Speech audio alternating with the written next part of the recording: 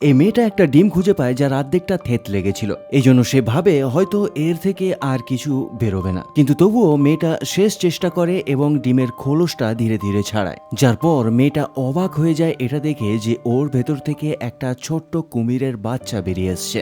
আর সেই দিনের পর থেকে মেয়েটা কুমিরের বাচ্চাটাকে নিজের সন্তানের মতোই লালন পালন করতে শুরু করে। তবে প্রথমে যখন মেয়েটা তার আঙুল কুমিরটার কাছে নিয়ে যাচ্ছিল তখন বারবার সে মুখ খুলে কামড়ানোর চেষ্টা করছিল, কিন্তু তবুও মেয়েটা তাকে আদর করা বন্ধ করেনি। তাই ধীরে ধীরে কুমিরটা শান্ত স্বভাবের হতে শুরু করে। যার পর মেয়েটা কুমিরটার গায়ে যেভাবেই হাত দিক না কেন সে কখনো তাকে কামড়ানোর চেষ্টা করতো না। এমনকি মেয়েটা বাথটাবেতে স্নান করতে যাওয়ার সময়ও কুমিরটাকে নিয়ে যেত ওখানে সাঁতার কাটানোর জন্য। তাকে অদ্ভুত অদ্ভুত ধরনের জামা কাপড় পরিয়ে দিত, এমনকি কুকুরের মতো চেন লাগিয়ে বাইরে সাঁতার কাটাতেও নিয়ে যেত। মেয়েটার আদর যত্নে কুমিরটা ধীরে ধীরে বড় হতে শুরু করে। 2 বছর বয়স হওয়ার সাথে সাথে কুমিরটা প্রায় 4 ফুট লম্বা হয়ে যায়। আর 5 বছর বয়স হওয়ার পর তাকে আর বাড়িতে রাখা সম্ভব ছিল না, তাই মেয়েটা বাড়ির বাইরে তার জন্য একটা ছোট্ট পুল তৈরি করে দেয়। তবে এত বড় কুমির হওয়া সত্ত্বেও মেয়েটা যখনই তাকে ডাকতো সে বাচ্চাদের মতো দৌড়ে চলে আসতো।